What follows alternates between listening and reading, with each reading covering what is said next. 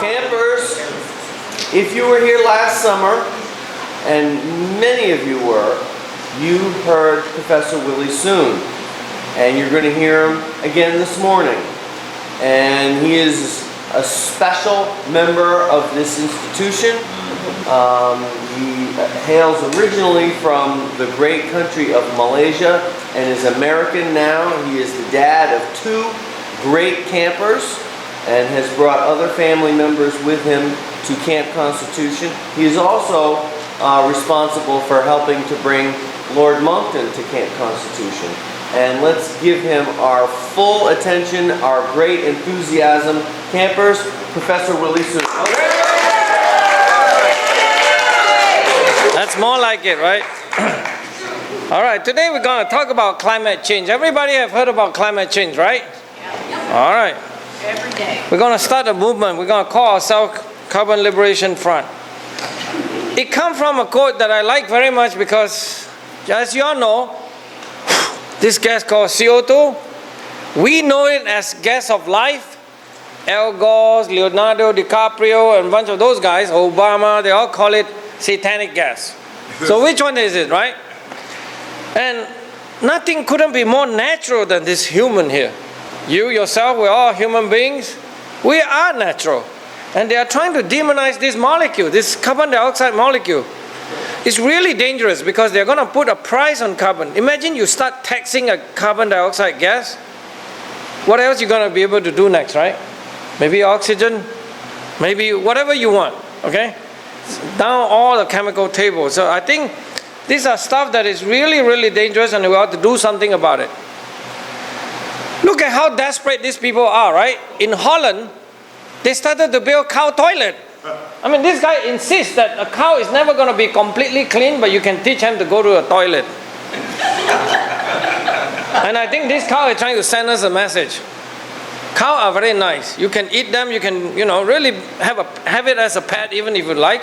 This is to follow Debbie's talk on veganism. You guys should watch that video. Most of you are not here. Please watch that video on veganism. That you cannot be a vegan because we all depends on animal life products. And then they are even more serious because they started to tell us we should now, instead of worrying about car and all this other stuff, Al Gore's house, for example, we got to worry about worms because the worms going to spill up. Oh, what is this? This one is like global warming going to make them more hungry. All these crop-eating bugs are maybe going to eat more crops and spill out more carbon dioxide. If you don't like that bugs, you like these particular worms. So they say the earthworm dilemma. We do have a dilemma. Do you guys think that you have a dilemma like that? It's a bit dangerous. They're all trying to sell it. Worm-induced catastrophic global warming. So it's very scary. Joking aside. And it's even worse today. As a scientist myself, who've been practicing legal science for a very, very long time, almost 30 years now, these folks that trying to publish, they call it scientific paper, okay? They call it peer review, which means a peer checking each other's work. Instead of talking about real science, these people are trying to tell you that they are writing a paper on the experimental heat wave compromise, sperm function caused by this transgenerational damage in the model insect. It's not even a real insect, by the way. I want to show you the real insect. This is the real insect. But they actually have a model insect to try to study how damaging it's going to be if you're going to keep spewing out carbon dioxide. Here's a model insect. I think they all got to try to model. It's terrible. And then, of course, they have very convenient form of energy where you're really going to be really hot if you're not going to use gas, coal, natural gas, and oil. They wanted you to go on this kind of energy restriction and energy diet. By the way, seriously, in America, I think we'll all be doing quite fine, really, okay? But the problem is actually you have to think about the rest of the world. There are quite a huge amount of those people in a big continent called Africa where they don't have no electricity. Just look at the satellite map during the night. It's all dark. They don't have electricity. And these people are still trying to tell them to use a lot less. They really need electricity to elevate themselves from poverty. China is one of the best examples. 1.3 billion people now. Before, there was a lot of poor people. Now they have middle class. Okay? It's because of what? Using electricity. We have electricity. All this energy makes us more convenient in our life. And remember, CO2 is a gas of life. If CO2 is bad, of course we're going to do something about it, right? There's no reason at all, absolutely no reason at all to try to say that we want to reduce carbon dioxide emissions. So why? What are we fighting for and why, right? You really have to find, in some sense, the spiritual dimension is very important, even to do science, as what James Morrison emphasized yesterday, right? I mean, there are things that is really bad.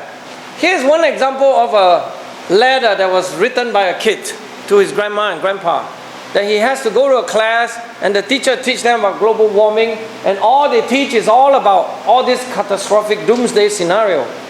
Instead of teaching them, there are some beneficial sides of carbon dioxide, there are a lot of beneficial sides of using fossil fuel. We don't burn this fossil fuel for no good reason. And then there's absolutely no reason for us to go back to this so-called fake renewable energy. I call them fake energy, really. Because it's just not a good form of energy. I mean, solar power, wind, they are all too dilute as an energy form, right? We'll never get enough of them. Okay? And then every time you do that, because you want reliability, you don't want to have light turned off in the middle of nowhere when you're doing your work, right?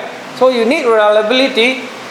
So you need extra of this fossil fuel power kind of energy to supply the energy. So it's a big problem.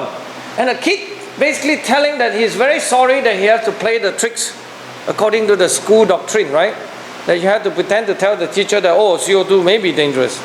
Instead of being truthful to the facts that CO2 is never going to be dangerous. Okay? This is the kind of reason that why we should fight a lot harder. Because they're coming to your school. And then there are very famous examples that I've shown before, but today I want to make it clear. There are people who even talk nonsense like this, especially commercial company. You notice that? Sugar. What is it made of? And they're saying that they're going to sell you carbon-free sugar, right? You guys know what the common sugar is, right? Glucose. Where is the C symbol stand for? There are 12 of them. 12 carbon atoms in it, right? Obviously, it's impossible to have a carbon-free sugar. And I tell you, what about oxygen-free carbon dioxide, right? So it takes the CO2, that's why they all say carbon this, carbon that, right? The real thing that we're dealing with is carbon dioxide. And then finally, you have also baking soda. What is baking soda? Sodium bicarbonate. And because of the worry on carbon dioxide, they're beginning to say that you have a non-GMO type of baking soda. Then you have water. You have what you call the gluten-free water. I don't know how it's going to work, but I'm telling you, these are really bad stuff. These are in a supermarket. I'm not joking. This is a picture. Some of the picture I took myself, but this some picture I found, get it on the internet. These are all in our life every day. And we are still sitting here, yes sir, no sir, and all that stuff. What are we doing? It's a very serious problem, isn't it? I don't want to grow up in a world like this. It's really maddening. And then you have, a bunch of these people say they're blaming President Trump. Tomorrow I'm going to mention a bit more about President Trump, or Thursday. What did they say? Global warming going to stop this presidential candidate by the name of Joe Biden from Delaware, right? From curing cancer. Joe Biden ain't going to cure cancer. He know nothing about science. He's just spending our money. That's all he does. And then you have this very dangerous phenomenon. How many of you have heard of Dr. Greta Thunberg? Have you guys heard of him, of her? This is the young girl on the right-hand side. Debbie have seen her in one of those meetings, in a UN meeting. She is actually very famous now. She's actually going to get a doctorate degree when she's only 15 years old and never been to school for almost a year now. Okay? Because she's been calling this world movement. Student, instead of going to school, every Friday, she tell them, everybody go protest in your parliament and tell your government to cut carbon dioxide. I don't know, chop off all the energy. These people don't even realize the privilege they have. This girl is from Sweden, and it turns out that her movement has some link to Vice President Al Gore, as you know. He's not a very nice man. Yes, indeed, this quote is very appropriate. The biggest problem we have today is basically that, yes, indeed, science is that the politician has become the scientist and the scientist has become the politician. It's just the other way around. It's really mad, okay? And most of the scientists are gone insane in a lot of ways. I can testify to that. And this phenomenon of Greta Thunberg is very dangerous. Here's a picture the first day that she went protest in the Swedish parliament. And I think the date, if I remember correctly, is about August 20th, okay? So in one day, imagine, if you think that this girl is so innocent, just purely wanted to save the earth, she go protest one day. The next day, look at the thing say, is she a real genius or miracle? Even Jesus could not do that, in my humble opinion. Because in one day, she got tens of millions of people out there knowing who she is. It's all pre-arranged. It is the machinery by Al Gore. Worse yet, you can see this next fact. The day she went on strike, August 20th, the first day, I know that this is the Monday. 4 days later, the book published by her mother. You know, her mother is some kind of opera singer. And her book got published. I mean, it's just kind of, the timing is just too odd, isn't it? So this is not as pure as you think. By the way, she is also nominated by now for the Nobel Peace Prize. Oh, thank God. That is the prize that nobody wants. And then there are many, many more things. I mean, this girl is winning so many awards. She says she donated all the money back. God bless her. You know, that's a good thing. And this is actually her mother. That is the book that actually appeared 4 days after she go on protest. And these people trying to make her look like she's such an innocent kid. You know, that she just go out there. And then, by the way, she does have some hearing now, because all you hear now every Friday, and Al Gore's, Greenpeace, every single UN, United Nations, everyone now is jumping on this bandwagon of abusing children. But really, it's a child abuse, very serious child abuse. Because they couldn't get all their arguments and all their proper scientific discussion and debate on how to make the policy for energy use, they all start relying on children, right? Trying to stir children in very specific direction that they want. So I really find this to be very, very sad, okay? And of course, she has her own book now. So this quote is actually from a friend of mine from Canada that is rather clear, because she, by the way, is also has some kind of syndrome, some kind of illnesses, right? And Asperger's disease, I think. And then my friend from Canada said that we're now taking moral instruction from a household in which the children decided to starve themselves for a month, because she said that oftentimes she's in one of those mood swings that she decided not to eat, right? And in which adults are told that they're not permitted to go to the toilet. She even gave the instruction to the mother or father. By the way, she also has a link back to her great-great-great-grandfather was a person named Svante Arrhenius. He was known to be the great-grandfather of the global warming idea for global warming by carbon dioxide. And now, she recently, obviously now she's a celebrity, she get into all kinds of problems. I just came from Tucson where Debbie was there. We were talking about issues of plastic pollution. If next year, if I'm back, I will tell you more details about that. But this young lady actually said that she worried about now plastic pollution too. She said that in all the plastic pollution, instead of just appearing on the surface water, it's actually down underneath, 10,000 feet, 1,000 feet down. And she never go to school. Somehow she know immediately what the scientific literature. She actually knew about this sort of thing by reading a lot of this sort of Twitter, and actually based on the actual scientific paper. It looked very impressive. The title says vertical distribution and biological transport of marine microplastic. Microplastic, remember, is micro mean 10 to the minus 6 meter, very small, across this water column. It's true, actually. I was shocked. Wow, this is a pretty smart kid. Look at what she did. She actually was able to kind of cite a scientific paper, looking very much like a scientist, because she understands how deep that humans are killing the earth, we're polluting, we're doing all kinds of stuff. You don't have to read in details. It's basically a real project that somebody sent a boat out there, have this sort of a meter tube, so measuring, trying to collect the water and sample, and then try to study how much, what you call microplastic particles in the ocean. But the real problem is the scientific result. They don't want to read their units. Science is what? It's about numbers too. Numbers. They are measuring anything from 2, we all can read, at least we all can read that, right? 2 to about 10 or 12 or 15 particles per cubic meter. Okay, later I'll explain to you.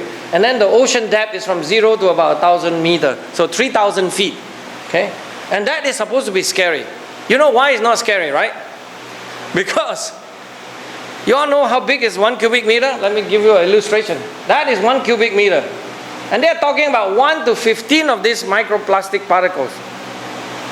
Right? You think that that is actually a significant? The number means nothing. Actually mean absolutely nothing. It's just a gobbledygook again. One of those things that what I often call now science, we have a serious problem. It's all scientism but no science. It's actually the act of talking all kinds of left and right. Al Gore is one of those best scientism kind of expert because they talk all about science, but there's no science involved.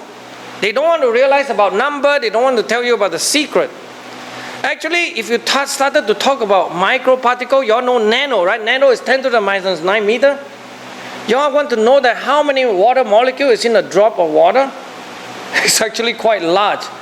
It's about 1,000 billion, so 1 to the 10 to the 21 molecules in it. That's actually even more than all the sands in the world. You know, the sands in the world is only about 7 times 10 to the 18, which is 7 billion. And that more than, I mean, the other one was more than all the stars in the universe. That tells you that when you talk about small size, things can be really small, and it makes no sense, those numbers. So what do we tell Greta? Please go back to school, right? I really think she should go back to school. You all have known about this sort of things, right? You immediately realize that when they start a movement, they have to find a catchy phrase. Global warming. By the way, the latest one is global heating. These are all top-down approach. You all think that we're all conspiracy theorists, right? Oh, we're such a bad conspiracy theorist. We only want the truth. Those global heating thing is actually come from top down from the UK Guardian newspaper editorial board, saying that from now on nobody use anything else but global heating. Okay? And then they come down to even calling carbon pollution, atmospheric radicalization. Climate weirding is actually come from Obama's science advisor, John Holdren. That guy is a very sick man. And then atmospheric cancer. I have to be straight because I don't know. If you don't like me, too bad. And then even dictionary, we started to have things coming in. I mean, I really think Noah Webster will be really, really upset, you know. Right? The great man, you know. They started to have this kind of definition. They call us name. Climate denial. I mean, some kind of denial about climate change. What kind of, who will deny climate change? Climate is always changing, isn't it, right? And then we are the kind of denier where they're trying to link us to those Holocaust deniers and so on and so forth. And then finally, I'm telling you, there are more and more stuff coming. This is the reason why we must fight this. UN. I really don't like UN, by the way. UN is so bad now. They wanted to start controlling on the sand. Guys, do you want UN to control sand or maybe dust particle in your room? I don't know. They seem to want, they issue a report. They have how many scientists signing on this, or how many scientists, a real one, I'm not joking. Actually, they made me read it because I wanted to know the truth, so I have to read it again. So, that's a lot of reading if you want to read. And then finally, of course. Yeah. Y'all know this one, right? We talk a lot about communists. This is Communist Party of USA. They're still around. They are demanding the Green New Deal. Have you guys heard about the Green New Deal, right? It's the, whatever, AOC, the lady with some of those senators. They are trying to propose this crazy stuff about changing all the energy infrastructure and how the economy are being run, right? It's basically going to cost about $100 trillion ultimately. All of your children, your grandchildren, your great-grandchildren going to pay big time on this. I will not be around for that one. It's terrible, these guys. They don't care. They just don't care. Everything is free money for them. So Communist Party now is pretty much in action, right? This is the best stuff that they could drag on to. I wouldn't say they started this movement, but they are actually riding along now. So my statement about Communist Party USA is that not very many of us can be a communist, but if you pay $60 a year, you can be a very concerned communist. Because you can join the membership, by the way, right? Say only $60 a month, you know, $5 a month or whatever. $60 a year is very kind of expensive actually. You get nothing back in return. And then this is what it means by Green New Deal. One of the senators from Utah, Mike Lee, who supposedly understands a bit about Constitution. I'm not too sure about that, but he actually was joking around that how do you Under this Green New Deal, how do the senator from Hawaii go from the mainland to Hawaii? He proposed that you can take the Aquaman machine. Yeah, this is what Green New Deal is all about, right? Zero emission, you just take that kind of thing, you call Flintstone up, you get a little bit of that. You might want to drive a car like that. And then, of course, this is the extreme green dream, right? They really want to do everything. All these cavemen beginning to decide that we stop everything. No more emission, no more steel, no more aluminum, no more cement. We stop flying. We take every truck off the road. No more food. I don't know. Last cow is left. What do we do next? I think they really need to call their leader up. And it gets worse and worse. Everything now is allowed. This crazy guy has a title affiliation with Oxford University. This is why I'm very concerned about university, especially you guys going to university. It's really not good. You have guys like this teaching, even though he teach in Korean language or some Asian language, but this guy actually is spewing out that nonsense, saying that actually the extraterrestrial alien are colonizing Earth and interbreeding with all the human beings so that we can actually stop global warming. How many steps from in terms of the logic, right? Science is about sequential, logical kind of step. This is all out of whack. I simply want to make you alert that how bad things has become, right? Hopefully we can make things better. The whole thing is all about positive message. And arm yourself with knowledge and numbers and science and all that. You will not be afraid of that kind of bullying, right? It's actually a form of bullying. If you were not to be strong in terms of your science and background, you might think that, I don't know what cubic per particle per cubic meter means. You gotta think for yourself. Those numbers absolutely never make sense. It's very easy for me. Within seconds, I know this is junk. But it's crazy. This is all over the place, all the scientific paper. Life is very beautiful. This is a view from Southern Hemisphere to look at the galaxy. This is part of the reason why I got involved in physics and astrophysics. You want to learn more. And things that you never heard good news on is obviously things like this. This is actually the price of a US corn yield, the trend, from about 1860 to now. I mean, it was kind of stable for a long time, up and down. And then boom, with technology, with agriculture, we can do a lot of good things in life. We can feed more people. We can have chances of having more Einstein. Or these baby killers are also very dangerous, right? They just say that, which women should decide. They have their rights and all that, so on and so forth. Okay, we all already understand these are God-given rights, really. It's God who have to decide those things, right? And you can produce a lot more Einstein, the chances of knowing more things. And you have stuff like this that you never seen before. This is actually a chart from 1990 until now, talking about the global weather loss as a percent of global GDP. These are stuff that you have to study. How do you calculate a number called global domestic product, kind of an index? It's been decreasing. Things are actually slightly better, a lot better. There are many, many good news in a lot of these statistics that you can tabulate. There's nothing according to the CO2 church, right? They're basically saying that we got more and more damages. They keep trying to focus your brain on all the bad stuff. And on, global death. It's actually increasing. This is all partly related to science and technology. The blue curve showing you climate-related death. Non-climate-related death like earthquake, tsunami, they are kind of flat, right? Even that should be slightly improved because we have a lot more medical sciences and readiness and all that. That's another problem in this world now. We have all kinds of real situations where the attention is being taken away, where we're not prepared for it. This is why I joined a group called Doctor for Disaster Preparedness. That is, we are all concerned about how we need to be prepared on many, many levels. They are never prepared because too many bad attention. It started. It's good to watch this. I don't think the sound will come out, but it's very interesting. This is the TV news guys. Look at this. Can we trust the news? Is he acting? Just watch. You don't need the sound. This guy. Damn. Better stop watching TV. This is really mad, dude. With the sound, you'll hear better, but the sound is not important. You can see he's acting, dude. He is acting. His name is Mike Siegel. I don't like him very much. My friend Joe says that I'll give him a break. We're all children of God. It's true. But he better learn from this thing, but he will not. This is the kind of stuff that they're selling us, right? Yeah, that's what I mean. They went, this is CNN guy, right? You all probably know this guy, right? He's a self-declared gay man. Yeah, I don't know. He goes stand around there. The shark just show up. True story, right? I mean, if you look at the statistics of hurricane, because the other day Tropical Storm Barry just came down, and you can see, where is it that is extraordinary? Nature is nothing but nature. Well, that's what it's doing. It's always been doing that sort of thing. There will always be hurricane, there will always be earthquake, there will all be all this sort of thing. We just need to try to understand it and see whether we can help prepare for it and maybe even reduce the harm in some sense. That's about all we can do. Oh, don't talk about Puerto Rico. They're all blaming President Trump.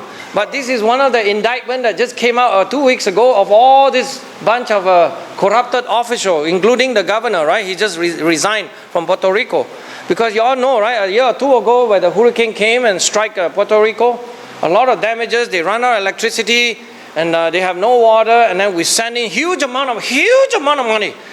Oh, I don't know the number. I'm quite sure it's more than $50 billion. Even a small little district by Elijah Cumming that I saw the number, $16 billion going into that district, and she's still complaining that President Trump is a racist. I mean, just spending our money left and right, you know, because President Trump was merely commenting on this area in Maryland that is very infested and all kinds of problems, you know, streets are not clean. We are paying $16 billion for these people. I don't know what they are doing, actually, all fired in my opinion. This is the kind of really very nice people. He just made simply because saying that you guys don't believe in their religion, that we're going to have more hurricane to strike you, just to make sure you wake up. What a nice people, right? Obviously, they don't believe in God either. And this is one of the news that just came in. They say violent hurricane with 140 miles per hour wind to hit North Carolina on September 14. You all want to know the breaking point, right? It's actually happened in 1944. Sorry, old news. Nature does what it does, right? You have hurricane, you have all kinds of things. It can strike a city, sometimes land falling, sometimes it's actually out in the ocean, so we don't get it. Here's one of the example of a problem of flooding when you have a hurricane. You just compare 1940 when we don't have much changing of the landscape, so we don't have more tar, you know, more land building, bricks and all kinds of stuff. And by 2018, you can see huge amount of changes. 11 million homes will be exposed to that kind of danger. These are all something that we have to be prepared for. Of course, I'd rather live in this condition. We just have to provide more preparedness, drainage and all kinds of things. This is what we pay some of the engineers for, by the way, right? Especially those silly politicians. Yeah, another well-known hurricane of Galveston. I talk about hurricane, as you all know, we are in the hurricane season, right? It will end only around November. So it will be, once there will be some hurricane, immediately you will hear somebody saying that it will be a global warming effect, right? So 1900. By the way, 1900 is impossible, right, for CO2. I hope you all understand, because there's just not enough amount of CO2 produced by human to cause any difference. Here's another example of the wind speed at the landfalling thing. Can you guys see a trend like carbon dioxide is rising all this time? Do you see that the wind speed of the hurricane get stronger and stronger? There are a lot of scientific papers, a lot of professors from MIT, from Harvard, from anywhere, making all those kind of statements. But you know what? I'm not that kind of scientist. I want to look at what the data say. The data actually is saying, well, I don't know. I think your theory is wrong. Forget about this guy. This guy is really bad. He's very bad. His name is Michael Mann. He's the guy who started all the problem. Well, he wanted to say that, you know, because every time, by the way, numbers. Remember, I tell you number. You want to go outside, you measure the air, you ask yourself how many molecules of carbon dioxide in terms of percentage versus the volume of the air. It's 0.04%. Okay? And then he don't like us giving all this fact because he say, well, you know, you are just playing around. And he said that instead of this 0.04, why don't you try 0.04% of hydrogen cyanide and sit in that room for 30 minutes? He want to kill us all. He tell us to go breathe in hydrogen cyanide. But I have some medical friends. I have a lot of medical people friends. He said this is as a medical toxicologist. This has to be the most asinine, ludicrous, specious argument I've ever seen. Because you cannot prove how harmful in an innocuous substance, CO2, gas of life, versus something that is toxic. These people are actually professors that teach in all the university. And you all know, medical oxygen always have extra amount of carbon dioxide so that it's much easier for you to absorb in the lung. So there are roles for CO2, obviously. And I like this quote very much. This is about demonizing of CO2, right? My good friend Steve Malloy, he's also a good Christian in my opinion. He said that if God hated CO2 so much, he wouldn't have made life depend on it. Because all our life, every aspect of our life depends on CO2. And they are trying to demonize it. Wow, I'm a very simple man. You all know that 1988, New York Times, front page New York Times, because there was a famous scientist named Reverend Jim Hansen that has published, went to testify in the US Senate saying that global warming, we are very sure now, in 1988, you all know how many years now, right? That's a lot of years, 30 some years from now, before. And the temperature is going up, and he said that he's 99% sure that global warming was caused by CO2. And I show you that he is actually tricking everybody. The graph that was showing before is actually the red curve in the middle. He forgot to show you that the temperature is changing that much. Almost, well, you can see 30 to, about 45 degrees Fahrenheit. Because they forgot to tell you that there is season coming and go. And they are saying that that tiny amount of change is actually carbon dioxide. This is a very hard scientific job, by the way. If anyone's serious about science, you wouldn't go out and making those kind of statements. Unfortunately, I was not active at that time, or else I would have also tell him off. He wouldn't listen, but I would say something. Yeah. At least I won't be silent. I think it's wrong to be silent about this issue. You should at least tell people what are the facts. Why is he so afraid, isn't it, right? So what is climate? That's the question to ask. And how? Let's examine the CO2 within the flow of energy in the climate system. My favorite thing is that they always show you this. Global temperature has been rising from about 1880, until now. It's rising, right? You all see it, right? I will tell you the secret. Actually, these curves are all not quite correct because they are not measuring global warming. They are measuring urbanization and all that kind of effect. But let's take their result for it. And then they show you temperature, and then they plot the CO2 correlation. Wow, it's very close because there's more CO2, Al Gore say. Your temperature is warmer. Less CO2, temperature is cooler. So what is Willie Soon trying to tell you? I should go home now, really go to sleep.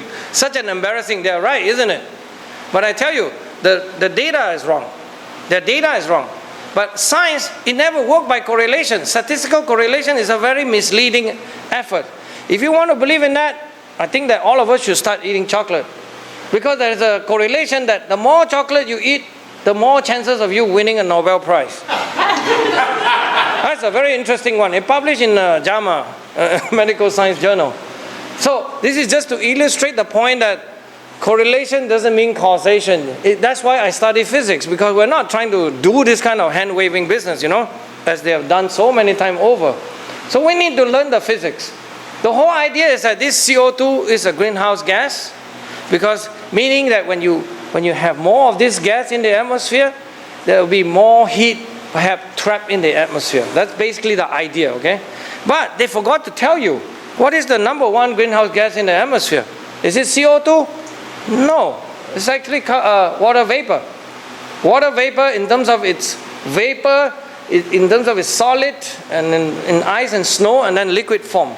These are the most complex subject in a climate system because we haven't understand well enough how to describe that in a climate system to offer even prediction about how the carbon dioxide would work together with this CO2 to do H2O to do something. And here's a very complicated chart. It's trying to show you the different component in the climate system. You have rainfall, you have oceans, you have all of that. But I want to compare two parts. The role of CO2 and water vapor in the climate system. CO2 will be in red, H2O will be in blue, and you will see which aspect of the climate system, rainfall, water vapor, surface evaporation, relative humidity, soil moisture, all kinds of stuff. Everything is controlled by water vapor. And the only thing you change in CO2 is basically one tiny part, the atmospheric component. And they are saying that the atmospheric carbon dioxide is going to control the climate system, which is not so. I mean, these are the stuff that they keep forgetting, okay? Yeah, it's like, natural CO2 and man-made CO2. No, it's H2O. By the way, the lady, Greta Thunberg, the mother, say that she can see CO2. Oh my God. You all know that it's not possible, right? CO2 only works in things called infrared radiation, not visible part of the radiation. Electromagnetic spectrum, you cannot see those things, isn't it? And here is a measure of how important water vapor in the atmosphere. At the top, you see the atmospheric temperature going from South Pole to North Pole, and then the height 0 to 20 kilometers up. And then water vapor distribution. More of it, the temperature tends to be warm. It's very close correlation. But if you look at the red curve, which is water vapor amount, and you watch the best measurement of the atmospheric temperature from satellite, they are very close relationship, by the way. It shows you that the whole temperature system, climate system, is actually controlled by water vapor amount, that you have more or less of it. Except the question is, how does the water vapor change? My own study will be saying that it's about the sun, but today we're not talking about the sun at all. I only want to make the point that we cannot demonize CO2. This CO2 demonization business is actually wrong. So how did the world go? Because science is about testing your hypothesis, isn't it? If the carbon dioxide keeps rising, which is true actually, we have measurements on that, the globe continue to warm. And one of the graphs we can show is, this one, because there's no sound, forget about it. This is about the US EPA administrator testified in the Congress when one of the congressmen asked her how much the amount of carbon dioxide in the air. She said, well, I don't know, I have to check on that, I have to ask the expert. I mean, this is showing you that all these politicians are very useless. I mean, we really should kick them all out. This is the measurement of the carbon dioxide from Hawaii, Mauna Loa, a place where they measure the carbon dioxide has been rising from about 320 parts per million. By the way, remember, 400 is 0.04%. 300 is actually 0.03%. So you are changing by 0.01%, okay, on that amount. It's been rising. That is true. That one is really most likely related to, man-made factor. That is true. But except what does it do to the climate system? Another way to look at it is basically CO2 is that red dot here. If you have 10,000 dots and that kind of thing, the amount you change over the industrial period is that one red dot. And they say that this thing is going to control the whole climate system. And we must change now. We must cut carbon dioxide. I asked Al Gore actually myself, what will we do when we cut that one little red dot? He refused to answer. He said the chance to save human civilization. I say, me too. Right? It's ridiculous, these people. And then that is about human breath. Human breath, every time you breathe out, it's 40,000 parts per million. If you hold it a bit longer, Al Gore always do that, so it's about 80,000. This one I think I should skip because this is talking about them couldn't make any policy decision when every time they're in the meeting room, the carbon dioxide level is too high, they say.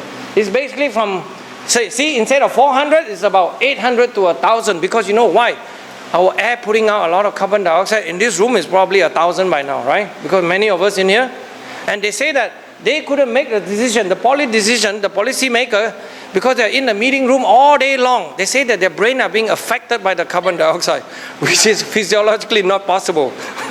If you ask a medical doctor. I told you that we want to test the greenhouse effect of a carbon dioxide, so we're going to look at the data. This is the actual good paper published by a group of scientists from China. Here, you measure the carbon dioxide greenhouse effect, right? The total greenhouse effect. You will see that from 80 to 90, it kind of rise a bit, and then it continues to be flat after that. What this is telling you that, and remember, carbon dioxide concentration is up. I just show you the data. What does it mean now when you have a fact like this? Carbon dioxide, if a greenhouse effect is flat, but the carbon dioxide concentration keep rising.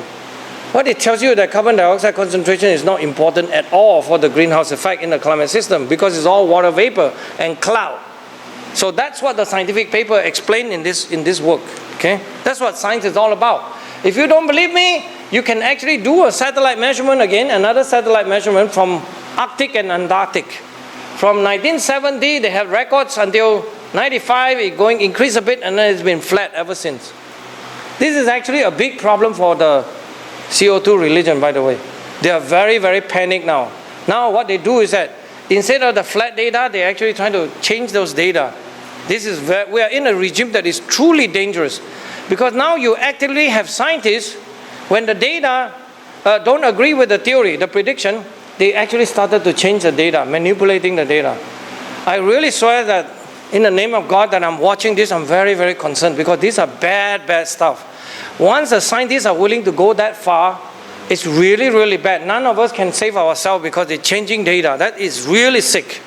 I'm something that I don't know what to do. I just keep telling the truth. That's all I know. If they don't change the data, I will tell you they don't change the data, but they did change the data. This is the outlook of a US energy carbon dioxide emission, right? We've been decreasing. And then screaming, New York Times, saying that 2018 US carbon emission has been increasing, shot up. They use the language.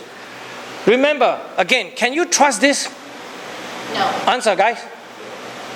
You know what you should demand them? Let me see the data. I show you the data. That's what it means by 2018 data shot up. Do you understand what I mean now, right? They always want you not to look at data. This is why I make a point to show you data all the time. Because if you look at data, what do they mean by this shot up business? There's no shot up, it's just a tiny blip. Right? I mean, it's crazy for newspaper, all these people want to gain legitimacy by showing junk like this. Then they talk about carbon unicorn, which I won't get into. And one important point to emphasize in this talk is that we are in a CO2 starvation period, geologically speaking. Because over Earth's history of 4 billion years, we actually have much, much higher carbon dioxide level. And we thank President Trump for pulling ourselves out of this UN kind of international agreement, which is to say that we're not going to subscribe to this Paris climate agreement. And of course, people thank President Trump for fixing that when we have major snowstorm. So why don't we just cut CO2 emission just in case? Well, here's the reason.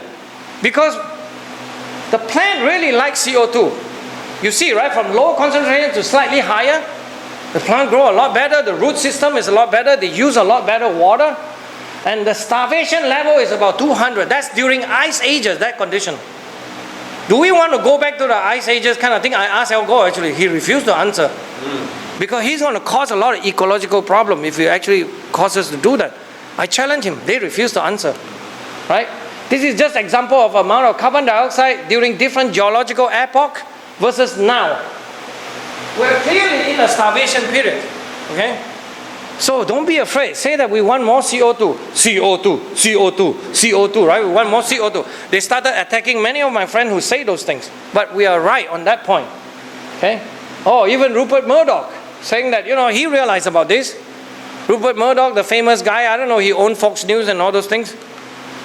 Because there are data, satellite data, showing you that the planets are actually overall greener over the last 30 years or so. This is the kind of data they don't like very much. The really CO2 guys, I mean, those Al Gore guys, they really don't like to even look at it. They kind of close their eye every time you show chart like this. They say Willie Soon is lying, but this is data. Who knows, tomorrow they might change it, right? But we really, at least you see it once now, you say, sorry, you can change it back. You know what I mean? We have to bear witness to these results. Another good thing about carbon dioxide is that it does make the plant use the water more efficiently. When you have more carbon dioxide, the pore behind the leaf closes a bit more so it loses less water. So it's much more efficient to grow. Do you understand? So you even in desert conditions started turning green. Why? Because there's more carbon dioxide in the atmosphere. You look at the world desert area, it's turning greener. I don't know, maybe they want it more desert, it's up to them.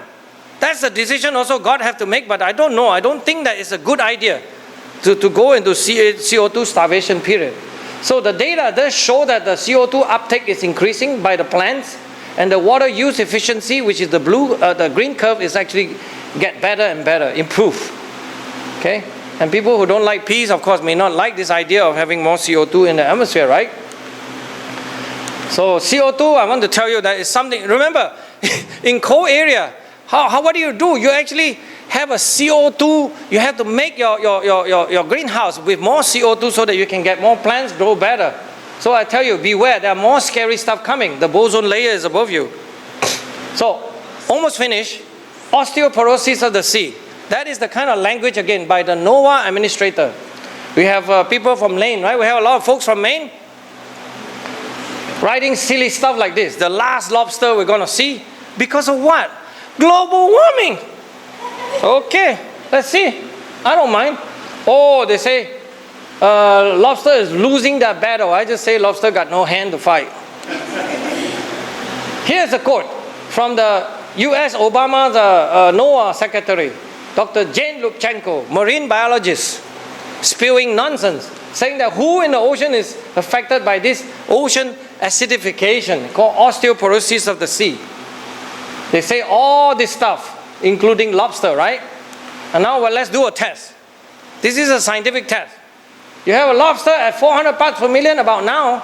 If you increase the CO2 level to 2,800 ppm, which is 7 times more, the lobster get bigger. You know all those photos you see in National Geographic and all that about corals and shell thinning? Have you guys seen those pictures? No, you have not? Good. I mean, if you don't see it, it's good. If you see it, I want to tell you, those are all tricks. Those are not actual experiments. This is an actual experiment. In all those experiments, they put the shell in. Instead of letting the CO2 to bubble through the whole ocean cycle, changing the chemistry, which is the carbonate bicarbonate cycle, they actually put weak hydrochlorics in it so that they want to speed up the process. This experiment will take about 2-3 months for the air to equilibrate with the water. They didn't even want to do that. When people show that, they are very angry. I don't know why these people are angry all the time. And then you have kids like this, of course. Little lobster love lower CO2. They think that they can use children to do this again. I hope you guys have some courage. Seek me out or any of this speaker out, that we have a lot more information. So that's the phenomenon. We're from tiny bird to big bird because of global warming. And then, don't worry, they have the opposite. They always predict both. You know, up and down. And another one is actually from long time ago, 56 million years ago, the horse was bigger. Now global warming is shrink. They say global warming can cause the animal to grow big. They say the global warming can cause the animal to grow small. So every time you see anything, everything agrees with them. This is their technique. Oh, pig is one of them. Before global warming, now after global warming, get skinner, right? Less of pork chop. But they don't tell you the number of pig meat per kilogram is keep increasing. This is the good news they don't tell you, right? It's real nonsense. We're almost done.